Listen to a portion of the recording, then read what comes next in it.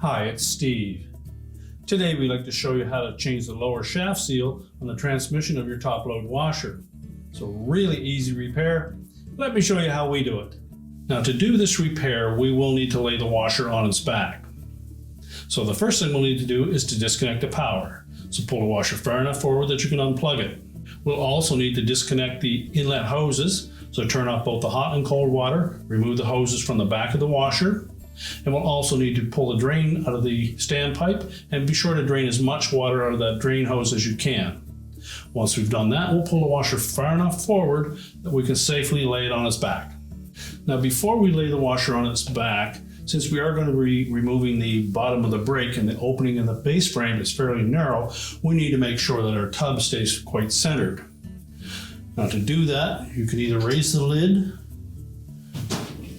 and block that from the inside with either a piece of wood or plastic to hold it in place. Or also you can take and lift the whole top and lid assembly and place a spacer block in behind the outer tub. So that's the method that we'll show you here today. To lift up the main top, we're going to need a thin putty knife. We'll go into this gap between the front panel and the main top. And about 4 inches in from either side, there is a spring clip that holds the main top down. Simply push in against the tension of that spring. Do the same on the opposite side.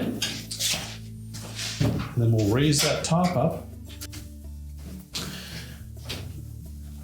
Either have somebody hold that in place or lean it against the wall. Now with this particular model, a spacer block of about 2.5 inches is just about right. So we're just going to tuck that in behind the tub cover at the rear and just tape it to the tub cover. That will hold that tub in place. We can then lower that main top, line up the holes in the bottom of the main top with these 2 locating pins, and then snap it down into place. And now with some assistance, we're going to pull that washer forward and lay it completely on its back. Now that we have the washer secured on its back, our next step will be to remove the drive belt. Simply roll that off of the pulleys and set that aside. Well, next we need to get the main drive pulley off. So first we'll remove that dust cap, and underneath that you'll note that there is a clip that is snapped over the end of the lower shaft. So using a flat blade screwdriver, I'm just going to pry that clip off.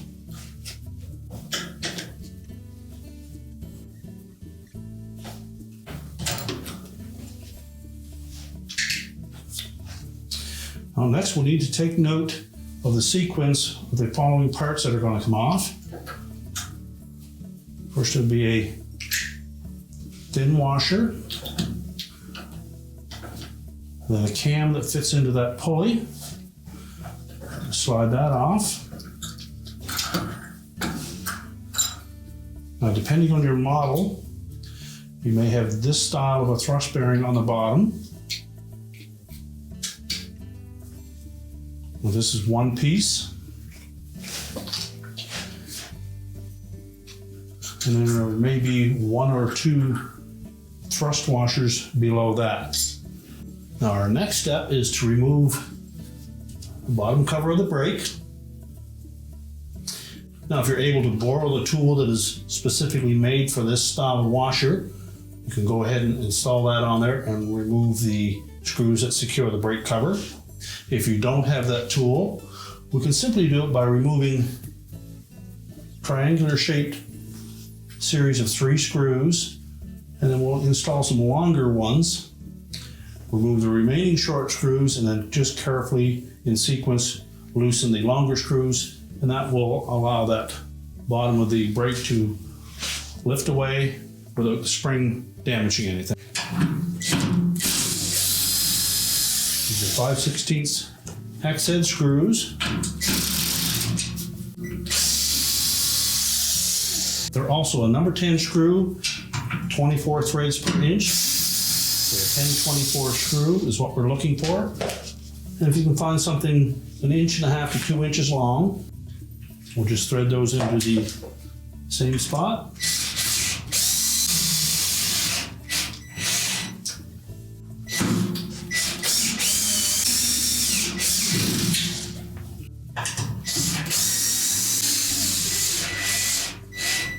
Now with the longer screws in place, we'll just remove the remaining short ones.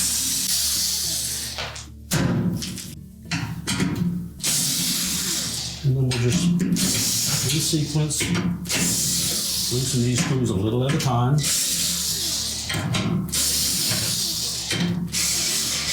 Now if you note that that brake cover is binding on that opening in the base frame, you may need to open up the lid and either increase or decrease the size of the block that you have supporting that tub to either tilt it up or lower it down to allow it to come through there easily.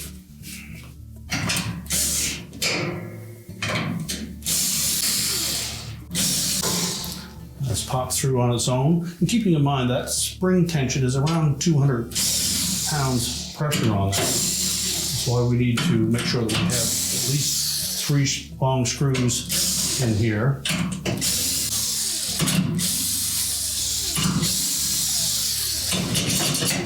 And once we've reached the end of that spring travel,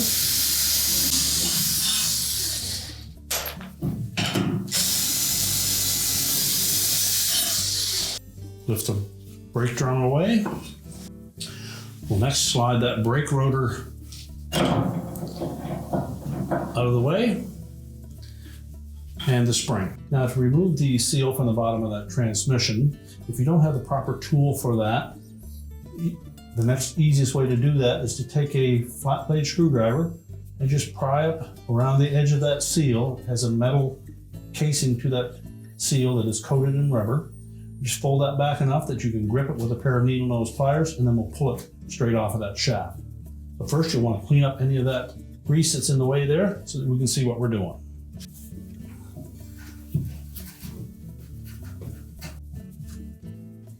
Just continue to pry that edge of that seal away from the spline on that transmission.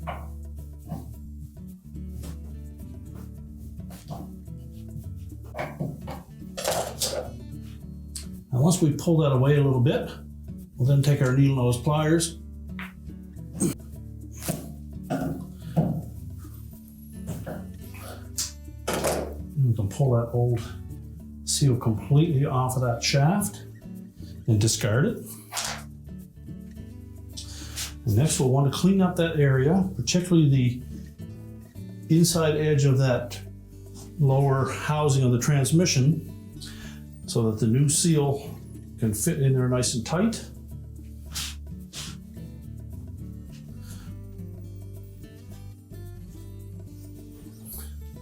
So remove any oil or grease that is collected in that area. If need be, use a little solvent to clean it up. Now once we've cleaned that out good, we're next going to take our new seal. We're going to slide it over the installation tool. Make sure there's no burrs on the edge of that tool.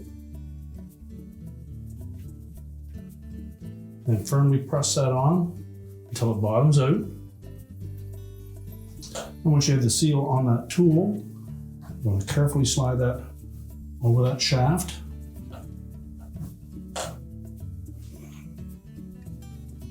Now to help guide that tool onto the shaft, we've taken a piece of 3/4 inch pipe nipple.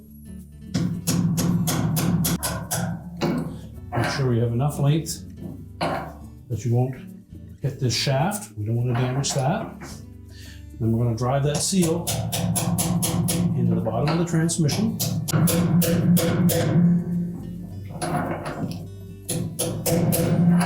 Now, once that edge of that seal is flush against the bottom of the housing, we're just going to grip those 2 tabs and pull the holder away from that seal. And now we can reassemble the brake. So next we'll slide the spring over the lower portion of that transmission. Make sure it fits into the cup. We'll then take our brake rotor. First of all, make sure that the actual brake pad itself is clean and dry. There shouldn't be any lubricant on that at all. We'll line up the splines on the inner side of that with the splines on the outside of the transmission housing. And just look in back, make sure that spring stayed in the cup. We'll also clean the inside edge of the brake drum before we install that. And then we'll just line it up, install the longer screws. So now we're ready to put that brake drum on. We'll start by inserting one of the longer screws, and we'll want to try to keep that label facing towards the front of the washer.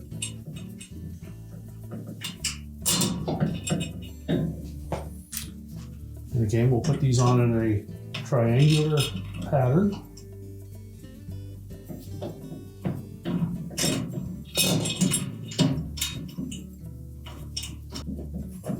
Now, once we've started all those by hand, try to keep the bolts centered in the hole. And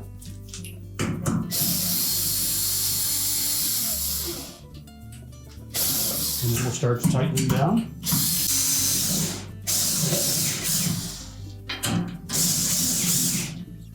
And again, you may find that it's snug going through that opening, so you may need to manipulate that tub assembly to allow it to pop into place.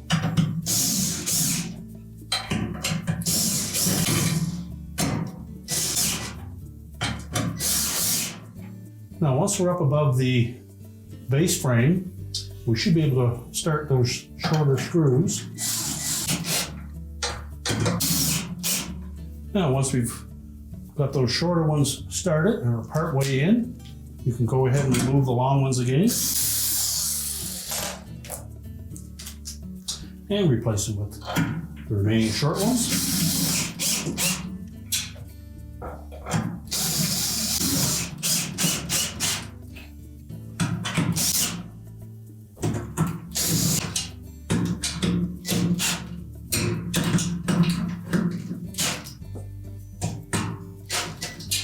And make sure we have all 6 of those screws tightened securely. Now we're ready to reassemble our lower pulley. So replacing those washers in the same sequence that you removed them. There may be 1 or 2 on the bottom.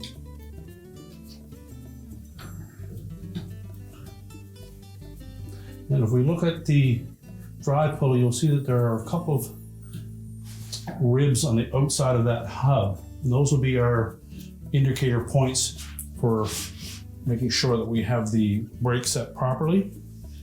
If we've reused the parts in the same order that we removed them, there should not be any issue. So next we'll place the cam into position. Now it splines to that shaft.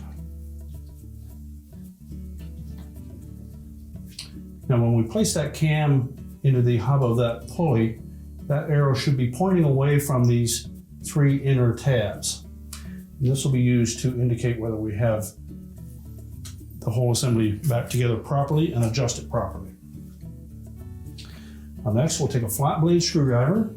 You're just going to grab that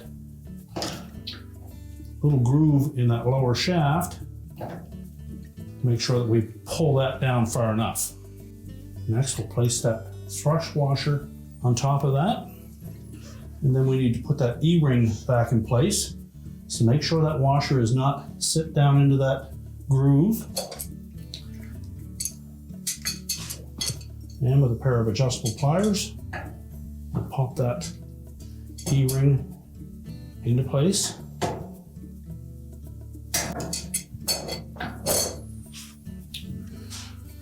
Now when rotating that pulley counterclockwise, that little indicator arrow should line up between those 2 outside marks when it releases that brake. It's a little difficult with it laying on its back, so you may need to do it a couple of times to make sure that that tub spins, but you should meet that resistance fully in this area here.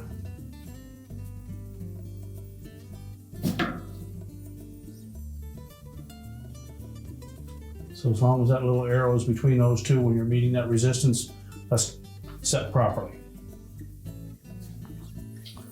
You can replace the dust cover. So we snap that into place. And now we're ready to reinstall the belt. So when installing the belt, we'll wrap it around the pump. And depending on your model, pump may be located in the right rear or at the front. Wrap it around the motor. And then pull it over to the drive pulley and just rotate it into place.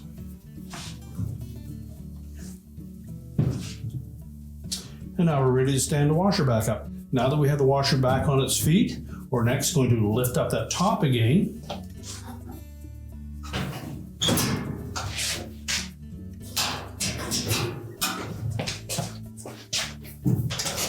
Be sure the top is supported.